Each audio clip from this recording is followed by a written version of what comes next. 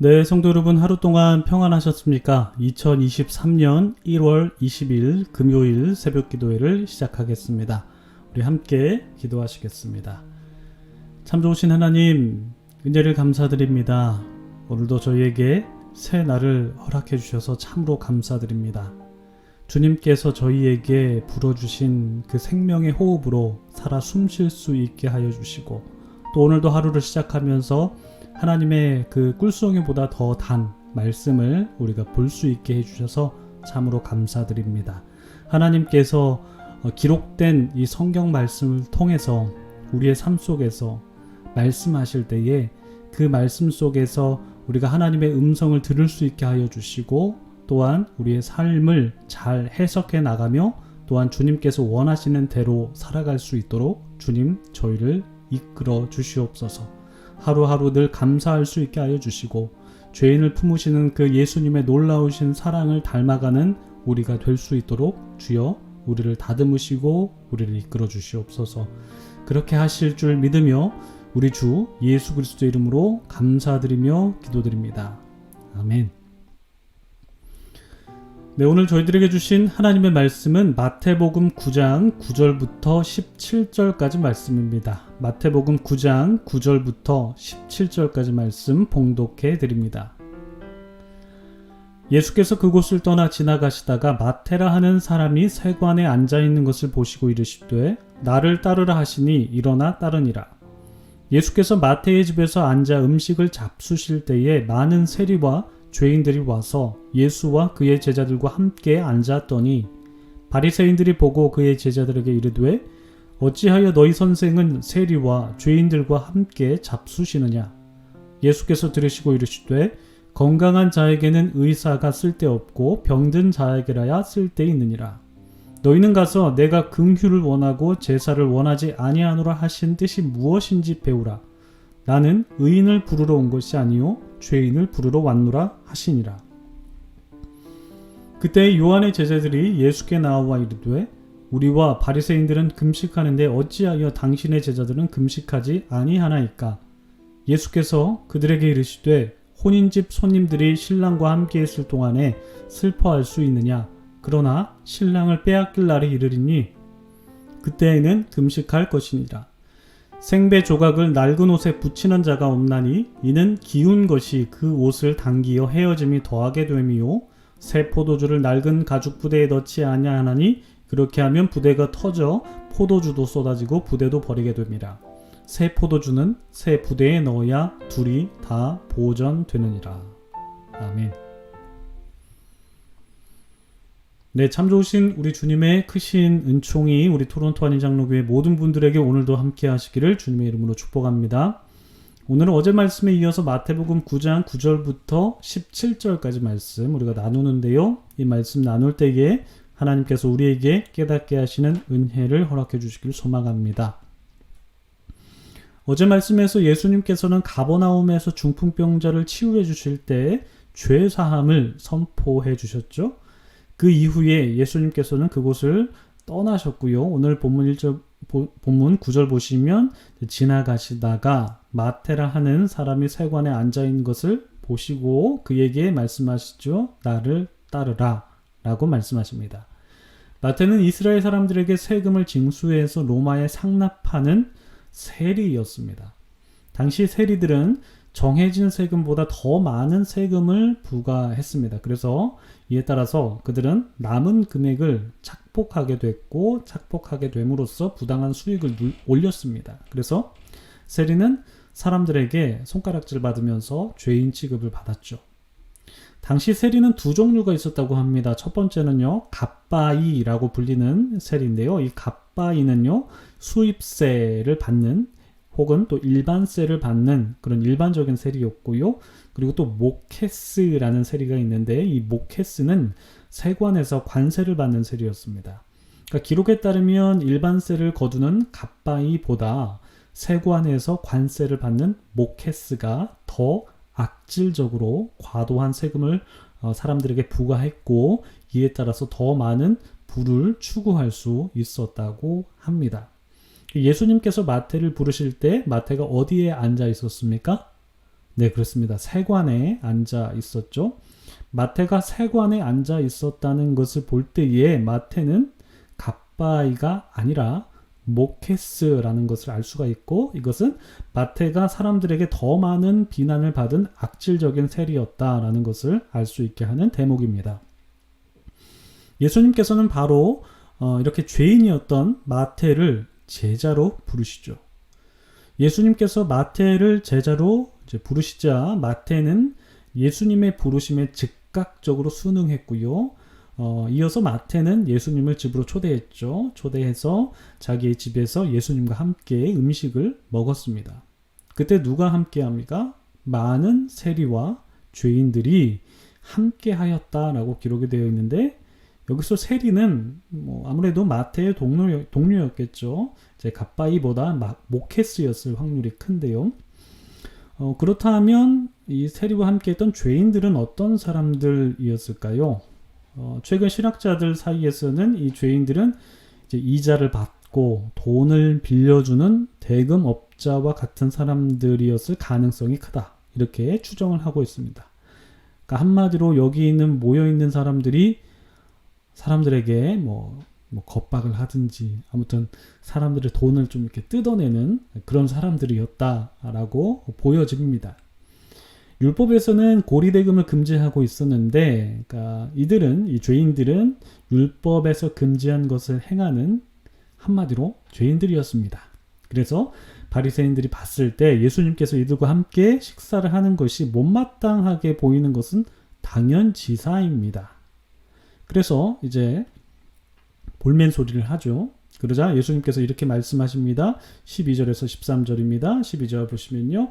예수께서 들으시고 이르시되 건강한 자에게는 의사가 쓸데없고 병든 자에게라야 쓸데있다. 13절 너희는 가서 내가 긍휼을 원하고 제사를 원하지 아니하노라 하신 뜻이 무엇인지 배우라. 나는 의인을 부르러 온 것이 아니요 죄인을 부르러 왔노라 하시니라. 이렇게 말씀하십니다. 예수님께서 건강한 자에게는 의사가 쓸데없고 병든 자에게라야 쓸데있다라는 이 격언과, 그리고 또 호세아 6장 6절 말씀인 나는 인애를 원하고 제사를 원하지 아니하며 번제보다 하나님을 아는 것을 원한다라는 말씀을 인용하시면서 당신께서 죄인과 함께 식사하시는 것이, 밥 먹고 대화하는 것이 하나님의 뜻을 이루는 것처럼 말씀하십니다. 예수님께서 의인을 부르러 온 것이 아니고 죄인을 부르러 오셨다고 말씀하셨는데, 여기에서 이 부르셨다라는 말은 마태복음 22장에 나오는 혼인잔치 비유에서처럼 초대한다라는 뜻을 담고 있다고 합니다. 예수님의 잔치에서는 그러니까 죄인들이 빠지지 않고 초청된다라는 것을 알 수가 있죠. 예수님께서 왜 이렇게 죄인들에게 관심이 많으셨던 걸까요? 그 이유를 한 두 가지 정도 생각해 볼 수 있습니다. 첫 번째는요, 우리가 이미 봤던 마태복음 5장 43절에서 48절 말씀에서 하나님은 선한 자들과 더불어 악한 자들에게도 햇빛도 비추어 주시고 비를 내려주시는 창조자라고 예수님께서 말씀하셨는데, 이와 같이 하나님처럼 예수님께서는 의인과 죄인 모두를 품으시는 사랑이 많은 자이시기 때문에 바로 죄인을 품으시는 것입니다. 이것이 바로 첫 번째 이유고요. 두 번째는요, 스가랴 11장 15절에서 17절에는 어리석은 목자에 대한 말씀이 기록되어 있는데, 말씀을 요약해드리면요, 어리석은 목자는 없어진 자를 마음에 두지 않는다, 흩어진 자를 찾지 않는다, 상한 자를 고치지도 않는다, 강건한 자를 먹이지도 않는다 라는 구절이 기록되어 있습니다. 스가랴 예언자는 이러한 어리석은 목자들에 관한 말씀을 전해 주었기 때문에 메시아로서 이 땅에 오신 예수님께서는 이 구절에 관해서 깊은 묵상을 하셨을 것이다 라고 학자들은 추측을 하고 있는데요. 이것에 따르면 예수님께서는 어리석은 목자들과는 반대로 없어진 자를 마음에 두고 흩어진 자를 찾아 나서시고 상한 자를 고치시고 강건한 자를 먹이시는 사역을 하셔야겠다라는 뜻을 정하셨을 것입니다. 그렇기 때문에 예수님께서 비록 세상에서 손가락질 받는 죄인이라고 하더라도, 그들의 행위가 악한 행위를 저질렀다고 하더라도 그들을 매몰차게 버려두지 않으시고 그들을 품고 그들과 식사하시면서 그들과 대화하시고 그들의 삶에서 선한 영향력을 우리 예수님께서 끼치신다라는 것을 볼 수가 있습니다. 이렇게 예수님께서는 죄인들과 함께 식탁 교제를 나누시면서 그들과 함께 하셨는데, 이와는 대조적으로 요한의 제자들, 여기에서 요한의 제자들은 세례 요한의 제자들이죠. 세례 요한의 제자들이 예수님께 찾아와서 대뜸 이렇게 말합니다. 우리와 바리새인들은 금식하는데 어째서 예수님의 제자들은 금식하지 않으십니까? 라고 반문합니다. 고대로부터 유대인들은 죄에 대한 유감을 표명하는 것으로서 금식을 행했습니다. 그래서 스스로 고통에 참여했고, 그럼으로써 죄를 지은 이스라엘에 대해서 하나님께서 진노를 조금 감소시켜 주시기를 바랬다라는 것이죠. 세례 요한과 그의 제자들 그리고 바리새인들은 그러한 뜻으로서 금식했습니다. 금식하면서 고통에 참여하고 있었는데, 예수님의 제자들은 죄를 지은 것을 탄식하기는커녕 금식하기는커녕 죄인들과 함께 기뻐하시면서 식사를 하고 있는 모습을 보니까 세례 요한의 제자들과 바리새인 입장에서는 예수님의 제자들과 그리고 예수님의 행동을 당최 이해할 수가 없었던 것입니다.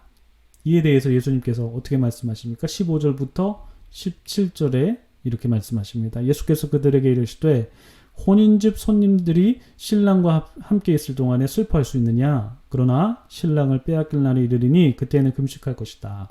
16절 생배 조각을 낡은 옷에 붙이는 자가 없나니 이는 기운 것이 그 옷을 당겨 헤어짐이 더하게 됨이요. 17절 새 포도주를 낡은 가죽 부대에 넣지 아니하나니 그렇게 하면 부대가 터져 포도주도 쏟아지고 부대도 버리게 됨이라. 새 포도주는 새 부대에 넣어야 둘이 다 보존된다 말씀하십니다.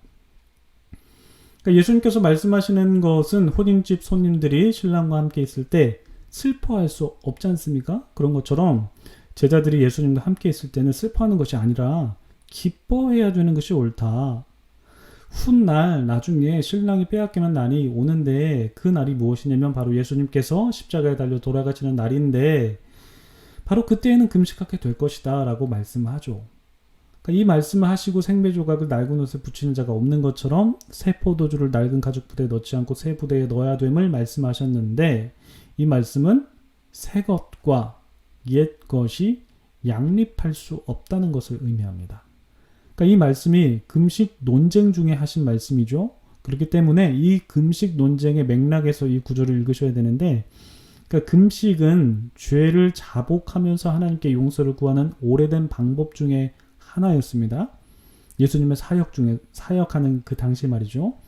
그러니까 예수님의 사역 속에서는 사람들이 마땅히 행해야 되는 것, 그리고 마땅히 행해야 되는 반응은, 그러니까 금식이 아니라, 오래된 방법 중에 하나인 그 금식이 아니라 바로 기쁨이라는 것입니다. 이 두 개가 양립할 수 없다는 것이죠. 그러니까 물론 지금 우리가 금식합니다. 금식 안 하는 거 아니죠. 금식하는데, 우리가 금식하는 것은 우리의 경건 생활에 유익을 줍니다. 그리고 우리가 우리의 몸을 고생시킴으로써 하나님께 더욱 나아가게 하는 순기능이 있습니다. 그런데 이 말씀이 우리에게 어떤 금식의 무용론, 금식 필요 없다 이런 말씀하는 게 아니라, 이 맥락 속에서 이 구절을 읽으실 때 예수님께서 하나님 나라를 사역하실 때에는, 그때에는 금식하며 괴로움에 참여하는 것이 아니라 예수님으로 인하여 기쁨을 누리면서 즐거워해야 된다라는 그 의미로 이제 새 포도주를 낡은 가죽 부대에 넣지 말고 새 부대에 넣어야 된다라는 말씀을 그렇게 이해하셔야 된다라는 것입니다. 그러니까 이제 예수님과 함께 이제 기쁨을 누려야 된다. 예수님이 사역하실 때는 금식하는 게 아니라 이제 예수님으로 인하여서 기뻐해야 된다라는 그런 의미로 이 말씀을 읽어야 된다라는 것이죠. 그렇게 해야 되는 이유는 바로 죄인들이 예수님으로 인해서 하나님의 자녀가 되고 그들이 예수님으로 인하여 회복할 수 있기 때문에, 그렇기 때문에 예수님의 사역이 바로 이것이지 않습니까? 그렇기 때문에 우리는 이러한 예수님의 긍휼의 마음, 그리고 죄인을 구원하시는 그런 사역으로 기뻐해야 된다는 것이죠.